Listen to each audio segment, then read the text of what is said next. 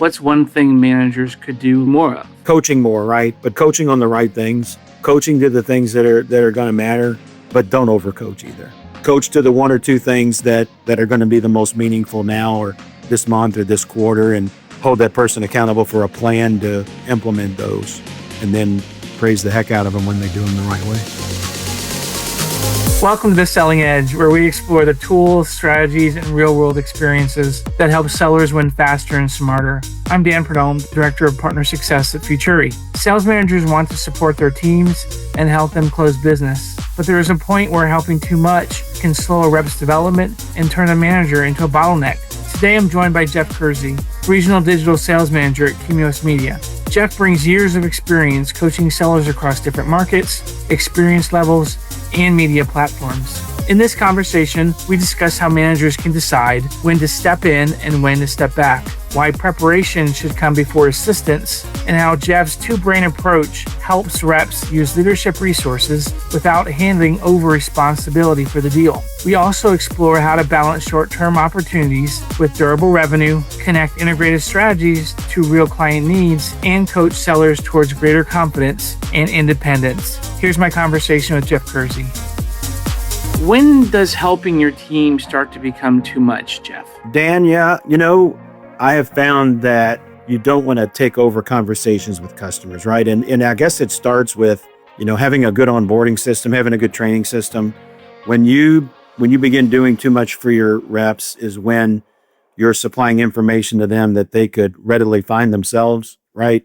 Resources that they've been exposed to or trained on, and they don't self-serve themselves first, right? And I think when they don't follow the playbook, right, or the standard process, correct, is when you kind of find yourself jumping in to do for them, and the muscle memory doesn't build for them, and you really don't begin to help them develop their skills and be able to work without you. Do you find that a consistent theme when you work with different markets, regardless of where they're located? I do. The two teams that I work with right now, one's very new, has a lot of new folks, new to the industry, without a ton of sales experience and media experience. Another market, more experienced, but maybe not as deep on the digital side as they might be. So I do find myself jumping in a lot and supplying a lot of information related to our digital products and services. And that is to be understood a bit, again, based on my teams.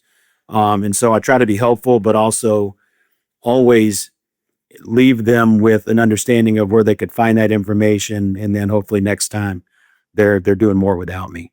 So from that perspective of a newer rep and even a seasoned rep, do you see why that can be a problem in terms of them leaning on you?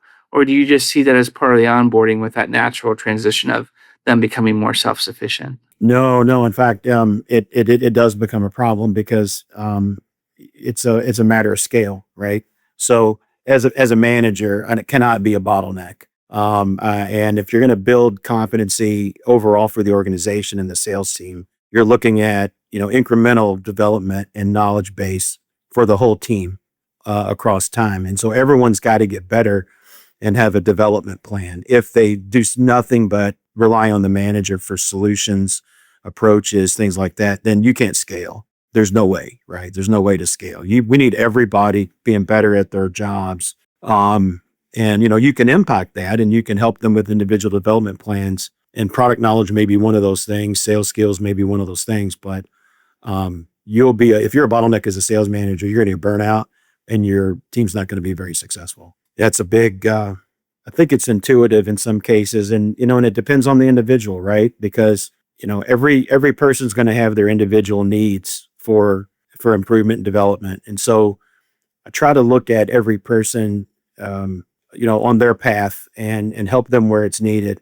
So I don't have a pat answer because I'm not going to participate as much on the folks that, frankly should be able to do it. Now I will say this, and I'll caveat everything with this. Part of my recommendation to the team is they take a two-brained approach to their job. And what I mean by that is they get help. And they may need help in a number of different places. They may need help on plan and prepare and trying to come up with, a VBR for a particularly, big prospect. They may need help in building the solution out for someone. They may need help closing. And so what I'll always say is I'm more than happy to participate at whatever level I need to, but I can't do your job for you.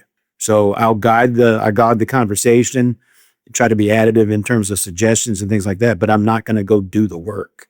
We may do some plan and prepare together, something like that, and that's fine. But yeah, I can't do your job for you. So a lot of that two-brained approach really is just a prep, really, to kind of make sure that they're doing the due diligence, bringing you in where you can help get it to that next part or get the ball down the court or whatever you can do to kind of help get that close.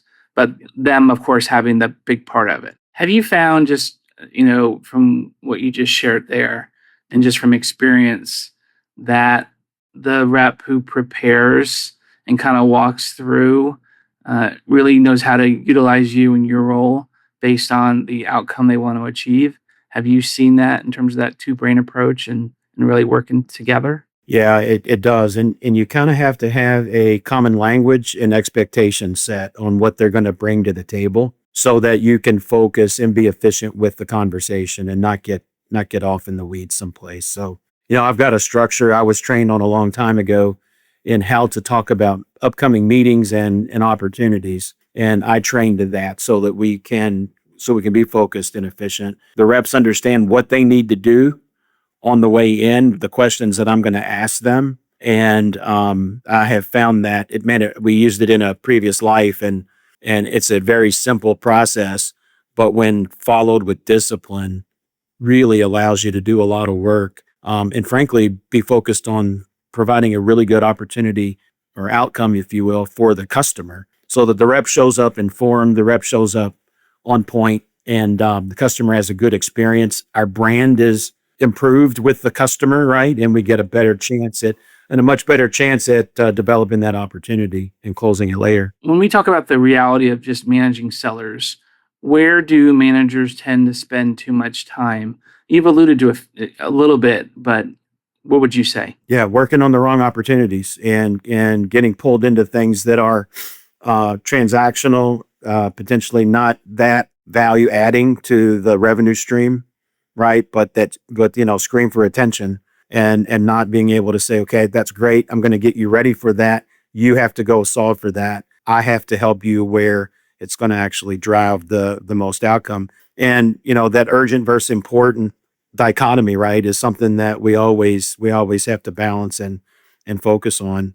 I find that in the urgency to close a deal, we tend not to work on the things that help us position ourselves for more meaningful deals later on. And, this is something that digital, thrust upon us all 30 years ago, if you will, 20 years ago, whatever it was, where now the expectation for what about a person and how much plan and prepare you can do is so much greater than it used to be.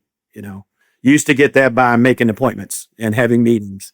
And now if you show up and, you start asking about someone's, paid search strategy and their social strategy, and you don't know what it is because you haven't taken the time to take a look at it beforehand, you're not going to have a very good conversation with it. Why do you think that happens in terms of what you just shared? Is it just about speed? Is that really what people are just trying to get things done, and that's why you're just trying to help so they can move on to the next issue or challenge or opportunity? Yeah, I would say that we're focusing on again. It's the dichotomy of getting things closed down. It feels good to close business, right? It feels good to be productive. Right, the rush. Yeah. Hey, I'm productive. I closed a piece of business today. It was great, right? You get the rush.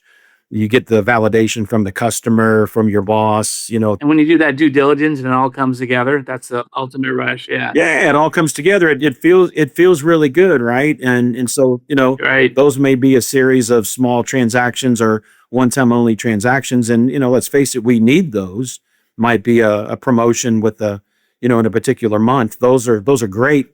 They're wonderful for driving, short-term revenue and for making friends and new customers and things like that you can develop later. But they also tend to take away from some of the planning and due diligence to your point on the front end. how do I go improve my ability to actually engage, a car dealership with 15 rooftops?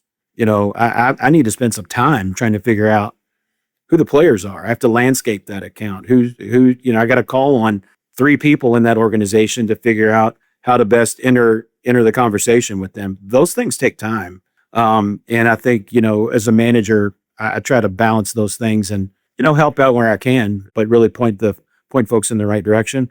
And we have to have both of them. What would you say? What's the trade-off by not doing that necessarily or getting pulled into it too often? Well, if you're too transactional, you're not growing with the market potentially, right? You're not developing recurring revenue, and everyone is trying to develop recurring annual revenue. It's been tougher in legacy media over the last 10, 15 years to sell annuals, right? The amount of people that'll actually sign an annuals way down versus what it used to be. On the digital side, you might have a better opportunity with that. So, and there's more competition, right? So if you don't spend some time understanding how you stack up against the competition, how you can be relevant to a large local advertiser, you're just not going to be very successful, being one of their solution providers.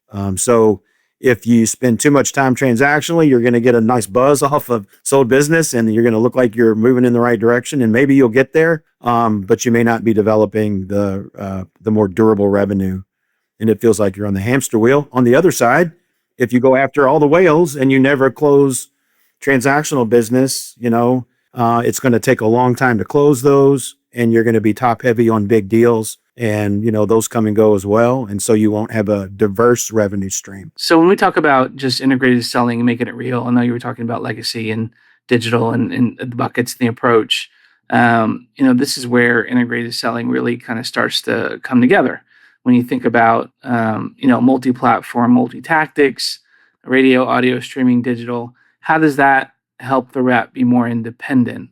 You've kind of touched on it a little bit, but how do you see that with independence and that true value of being a partner? I like to take a big step back and talk about being in the customer's shoes, right? And understanding, and your all's research helps us with this a lot. AI helps with it as well. No matter what we're selling, I like to try to do it from the customer's perspective. I had the opportunity of being out of media sales for a while and being responsible for running marketing for an IT outsourcing company. And so I was a customer all of a sudden. And so that gave me some perspective, I think, that tends to help on getting a clearer picture on what the customer problem or opportunity is and trying to get clarity around it. So that whenever we come back with that integrated approach, Dan, we're tying it to the need, right?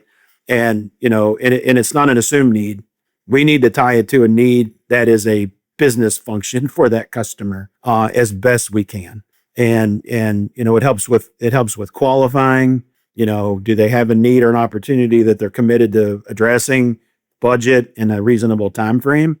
That's the definition of kind of a sales ready lead if we're talking about marketing and sales working together, right? So, I try to talk to the team about making sure it's qualified. It doesn't mean that it's not someone we're going to call on, but timing's got to be right as well, right? It's something that the company's been talking about for 18 months, but we've never done anything about it. You got to bring it to fruition. You got to bring it to a point. And so, to answer your question, when we come back with an integrated program, no matter what that is, it has to tie back to a customer need, and we have to understand what it does in the media plan, right? What KPI does it tick off for the customer? We all know the customer wants more sales, right? But how are they going to measure the effectiveness of a campaign while it's ongoing so that we can deliver on some of the things that they're going to expect to see? If you deliver them, clicks to their website, but they're expecting phone calls, you will not renew that, right? So it gives you an opportunity to set clear expectations about your solution, what it's going to do, how it should be measured. That's the thing that I spent a fair amount of time working with my team on. Do you know exactly what the problem is we're trying to solve, right? Do you know, and frankly, in today's world, you kind of have to know those things just to set up the digital campaign anyway. Yeah, especially with ROI and how quickly things are judged and accountability and where all that comes together? Yeah. What geography? What's the ideal customer profile? What do you want them to do? All those things have to be known before I can even deploy a digital campaign today. And so if you don't get those points in the conversation, then you're not ready to even close. You should be going back and having another conversation with your customer. With what you're talking about, you mentioned being on the other side as a customer lens. And what does that sound like in a real conversation? For example, instead of saying, do you want to run a radio schedule, which from what we're talking about, that wouldn't cut it in terms of the prep and really the two brain approach, right? So what would you say instead of saying something like that in a real conversation? So let's assume that we've been out and we've conducted a pretty good CNA, right? You want to make that assumption? Sure. Yeah. So if we've conducted a pretty good CNA, that's going to sound a little like what most people kind of incorporate into their slide deck or their proposal deck, which is, hey, you told us that you want to do X. You want to increase sales of this particular line by X% or X units per month. That's the goal. The strategy is going to be, we're going to increase awareness and engagement across this particular area from these particular customers using these tactics, right? And you're able to actually tie the tactic to the strategy to the need, right? So, it shouldn't be, hey, let's run this. It should be, you told us this is what you want to do. This is the strategy we're going to incorporate, and these are the tactics that are going to support that. I like to take it a step further and sometimes even start with, this is what the dashboard's going to look like. That's going to show you the KPIs that we're going to measure. That's going to keep us on track as we, deploy the campaign, run it with you, and keep everything going. And then obviously we're going to meet in our monthly campaign reviews, right, and make sure we're on track with that. So in fact, it was funny. I talked to the team yesterday about, trying to be less featurey and more benefit focused so that we don't come back with a tactical plan that looks like it came out of nowhere. Here's a schedule. What's this going to do for me? How does this tie back to exactly what we talked about I need to do? The other thing that's funny about digital is it's all rational. I mean, you can target the target audience, connected TV, precision audio, social, email. There's so many ways you can do those things, right? And target the same people. But which of those media within the client's budget is going to deliver the outcomes that they're looking for, right? And you know what I mean? Again, on budget, right? So there has to be some why those types of conversations in there as well. Why radio? And that's great. Radio could be fantastic. I find people, and I'm the digital guy, but I've been working in radio the last couple of years. I've fallen in love with the radio industry after being in newspaper and TV and digital. I start with, if you're going to come to me and say, okay, hey, I have a sales call coming up, then I drive some clarity around it. What's the objective of the call? What do you want the client to do as a result of it? There's no wrong answer there. It could be sign the contract today, or it could be invite me back for a, CNA 2.0, or refer me to the person that actually makes the decision. And so I hopefully they've got clarity around what's going to happen. I always ask them, 3 to 5 things they know about the client that they would use in a VBR. That's going to be an interesting way to get the conversation started, and 3 to 5 things that they have to find out on the call.